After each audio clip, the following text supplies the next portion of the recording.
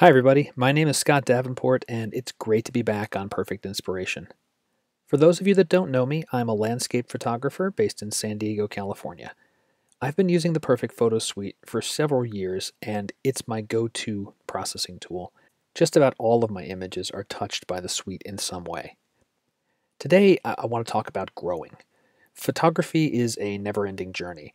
As photographers, we're always looking to improve our pictures. We're learning new techniques both in the field and in the studio. We're looking to grow our craft. And one of the things about the Perfect Photo Suite I've come to appreciate is that it enables me to grow. On my journey, as I've traveled beyond basic presets and default filters, I wanted more control over my photos. I ventured into features like blending modes and filter options, selective application of effects with masking. In the early years with the suite, the ease of use was wonderful, and it still is. What's even more wonderful is the team at On1 didn't sacrifice controllability for ease of use, and that lets me grow my craft. Today I'll share an image that's something of an experiment for me. I've been exploring different styles of expressing landscape subjects, muted colors, using textures and blending layers, and creating something that's more than the sum of its parts. On a very gray, blah day, I happened upon this tree. A year ago, I might not have given it a second look, but now I saw something, a minimal composition. I saw it more as a painting, something that, given a certain style, could convey an austere yet inviting feeling. And there's several steps I'll take in the Perfect Photo Suite to reach that vision. I'm going to begin with stylizing the image in two different ways, once for the background and once for the tree. To begin, I'll duplicate the layer and name them to help keep tabs on my work. I'll call the top layer Tree and the bottom layer Background. Let's start with the background. I'll make the tree layer invisible by clicking its eye icon, and with the background layer selected, I'll send it into Effects. As I process this layer, I'm only looking at the background, the grass on the ground and the far ridge of trees. I'm completely ignoring what's happening to the tree. The tree will be stylized in a minute. I'll begin with dynamic contrast, and I want some detail in the background, defined but soft. I'll start with the soft preset. The small and medium sliders are set to 0, so the individual blades of grass aren't going to pop, and that's exactly what I want. I'm also going to lower the vibrance too, the beginnings of that colder autumn feel. Right, that's looking good. I'll add another filter, this time a glow to add an ethereal quality to the background. And here I'm just going to experiment with the sliders. I don't have a firm grasp on exactly what I want, so I'll watch the image as I change the amount, and around 50 looks good. And again, I'm only paying attention to the background, completely ignoring the tree. Let me try the warmth slider too, just a nudge to bring in some of the yellowish brown tones in the grasses. Something around 10 looks nice. I like the muted browns, so let's experiment more. I'll add a new layer to the filter stack, and there's a preset I really like called Vecchio that adds a nice brown overlay to an image. I don't want to replace my filters with Vecchio, so I'll right-click on the preset and choose Insert Preset. That adds Vecchio to the stack, and I've kept the dynamic contrast and glow filters I've already applied. I do want to dampen the Vecchio filter a bit, pull back the warmth on the grass. I'll pull down the saturation some too. Around the mid-30s looks good. And since we're playing, what does the polarizer do? I'll click around on the slider some. If that's too strong, back that off. Yeah, just a touch. Around 10 looks nice. All right, I like how the grass and the background trees look. Let's do a before-after look, paying attention to the background only. Here's before and after. Good. Let me apply this and go back to layers and get to work on the tree. All right, for the tree, I'll select the tree layer and make it visible again with the eye icon. And I'll send this layer into Effects. For the tree, I want it to pop off the screen more. I want sharper detail on the leaves and a little more color. Again, I'll begin with dynamic contrast, and this time I'll use the natural preset to start with. As I adjust the sliders, I'm only looking at the tree. I'll increase the small slider to bring out those small details, the leaves and the tiny branches. Yeah, that looks good about there. And for a touch more color, I'll boost the vibrance slider up some. All right, and that looks good there, about 20. Now again, as I'm working the slider, I'm looking at the image and not so much the value. Actually, I think I want a little more green in the tree, and the color enhancer filter is great for controlling color. I'll add that one to the stack and start with the green enhancer preset. Now this preset is really making the background stronger, and I'm ignoring that. The tree is what's important on this layer, and that looks pretty good. Knowing that I'm going to take this in a direction where the colors will become muted even further, I'm going to boost the greens even more with the hue and the saturation sliders, pushing them to the right even more. Now this is incredibly green right now. It's over the top, but this oversaturation will play in to my plan for this image. And those two filters is it for the tree. So looking at the tree, here's before and after. So the tree is much more prominent in the frame now. Let me apply that, get back into layers, and blend these together.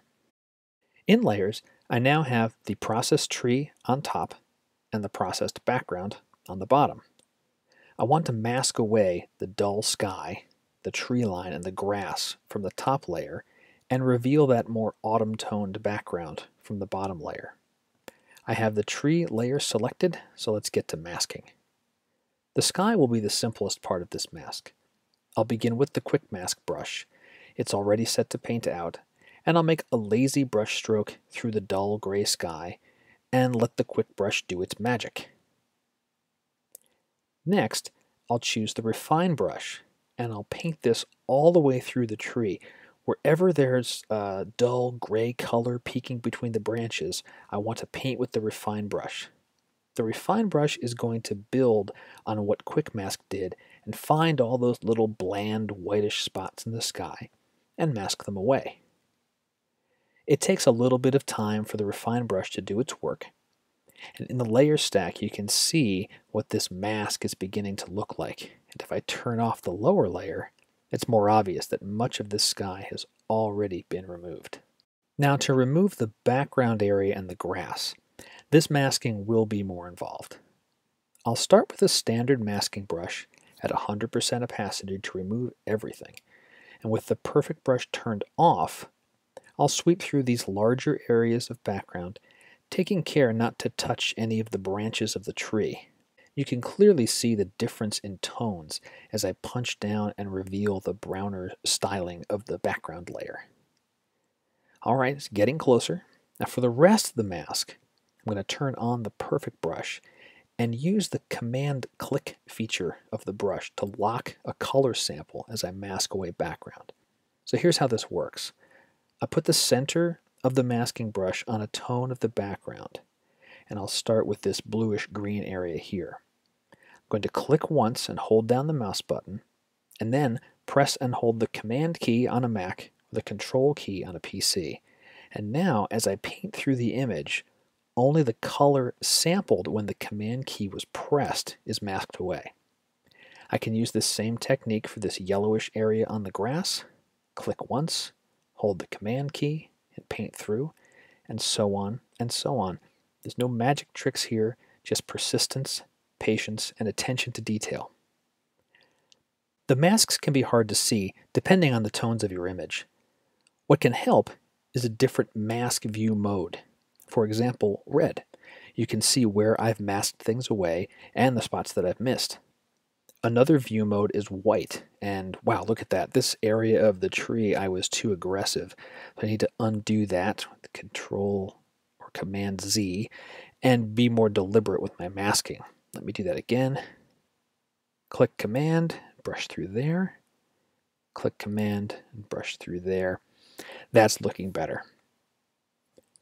With the magic of video, I'll speed things up because watching Scott mask is about as entertaining as watching paint dry.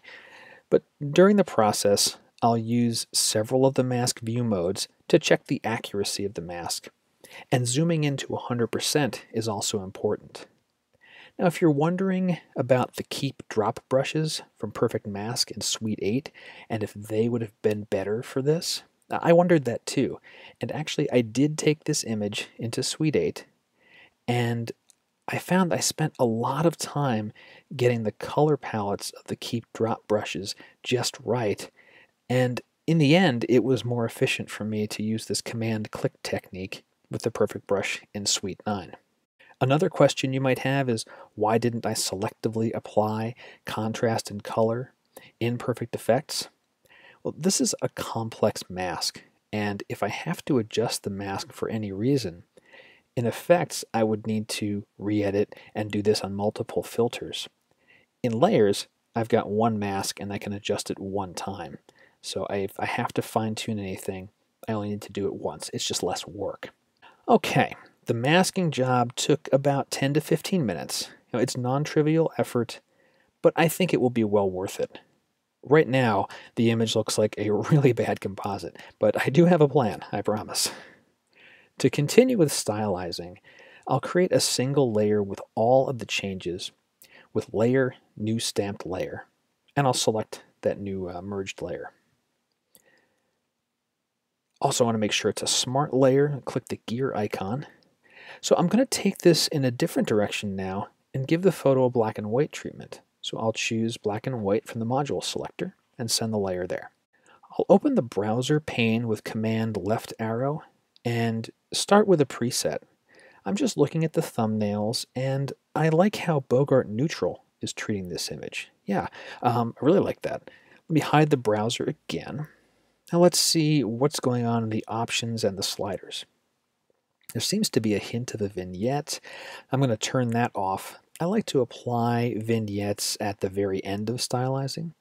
Also, I don't want to make this image completely black and white. Rather, I want to use the black and white to mute the colors. At the bottom of the filters, there's a blending pane. I'm going to lower the opacity of the black and white effect so some of the colors come through. So how am I deciding what value to use for the opacity? I'm paying more attention to the background and less to the tree, and getting the tones of the background where I like them. If the greens of the tree become too muted, I can pull more color in back in layers with more masking.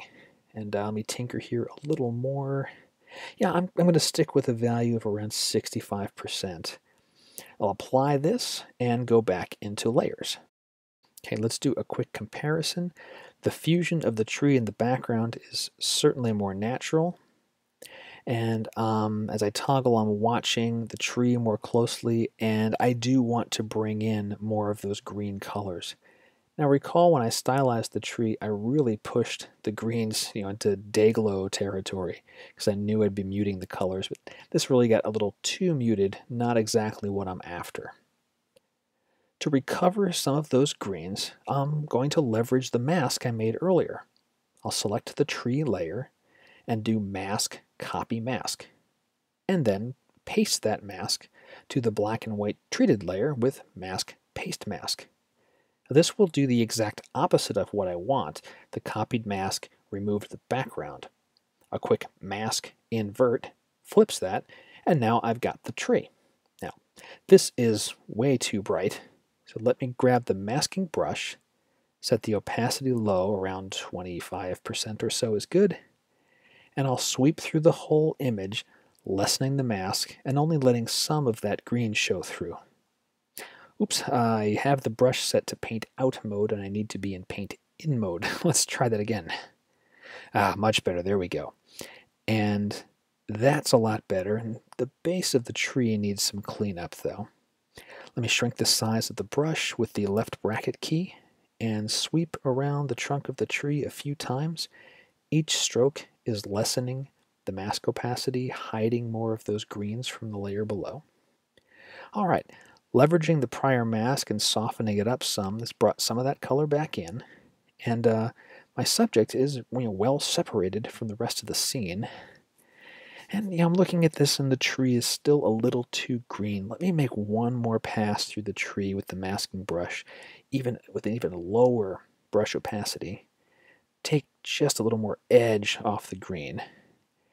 Now I'll use Command Z, which is undo, and Shift Command Z, redo, as a quick comparison before and after that brush stroke. Yeah, I think that's a little better. That's more the tone that I want. It feels more natural. The greens are still present, but they're not overpowering what's a cold, austere scene. The tree still pops. Yeah, good, good, good. The final treatment I'll give this image is some texture. There's absolutely nothing going on in the sky here. It's not an appealing use of negative space, but adding a texture is one way to give bland areas of a scene some character and some interest. Textures are available right within layers, and the suite includes a bunch of really nice ones. I'll open the browser with Command left arrow, and in the On One Extras, there's a Textures folder. And the one I want is in the paper category.